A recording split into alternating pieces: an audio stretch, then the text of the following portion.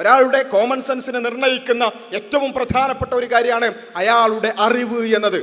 ഓരോരുത്തർക്കും ലഭിക്കുന്ന അറിവിനനുസരിച്ചായിരിക്കും അയാളുടെ സാമാന്യ യുക്തി.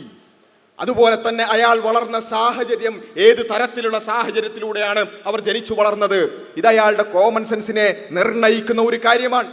അതുപോലെ തന്നെ സാംസ്കാരിക പരിസരം, ഏത് തരത്തിലുള്ള സംസ്കാരത്തിലൂടെയാണ് അയാൾ വളർത്തപ്പെട്ടത്, ഏത് സംസ്കാരത്തിലാണ് അയാൾ ജീവിക്കുന്നത് എന്നത് അയാളുടെ കോമൺ സെൻസിനെ നിർണ്ണയിക്കുന്ന ഒരു കാര്യമാണ്. യൂറോപ്യന്റെ കോമൺ സെൻസ് അല്ല അറേബ്യയിലുള്ളവന്റെ കോമൺ സെൻസ് അല്ല ഇന്ത്യയിലുള്ളവർക്ക്.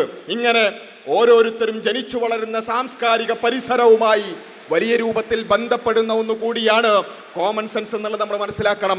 അതുപോലെ തന്നെയാണ് ഓരോരുത്തരുടെയും കൂട്ടുകെട്ട് എന്നത്. നമുക്ക് നിരന്തരമായി ലഭിച്ചുകൊണ്ടിരിക്കുന്ന ഒരു ഔട്ട്പുട്ട് അല്ലെങ്കിൽ ഇൻപുട്ട് എന്ന് പറയുന്നത് അത് വ്യത്യസ്തമായിരിക്കും. നിരന്തരം നമ്മുടെ കൂട്ടുകാർ ഒരു തരത്തിൽ നമ്മളെ ചിന്തിക്കാൻ പ്രേരിപ്പിക്കുന്നുണ്ടെങ്കിൽ സ്വാഭാവികമായും നമ്മുടെ യുക്തി എന്നത്, നമ്മുടെ സാമാന്യ യുക്തി എന്ന് പറയുന്നത് അതിനനുസരിച്ചായിരിക്കും രൂപപ്പെടുക എന്നുള്ളത് നമ്മൾ മനസ്സിലാക്കേണ്ടതുണ്ട്. ഇതിൻ്റെ ഏറ്റവും വലിയൊരു പരിമിതി എന്ന് പറയുന്നത് പഞ്ചേന്ദ്രിയങ്ങളാണ് ഇതിൻ്റെ ഇൻപുട്സ് നമുക്ക് നൽകുന്നത് എന്നതാണ്. പഞ്ചേന്ദ്രിയങ്ങൾ കൊണ്ട് നാം അനുഭവിക്കുന്നതാണ് നമ്മുടെ സാമാന്യ യുക്തി രൂപപ്പെടുത്തുന്നത്. നമുക്ക് ഈ പഞ്ചേന്ദ്രിയങ്ങളിലൂടെയാണ് അറിവുകൾ ലഭിക്കുന്നത്.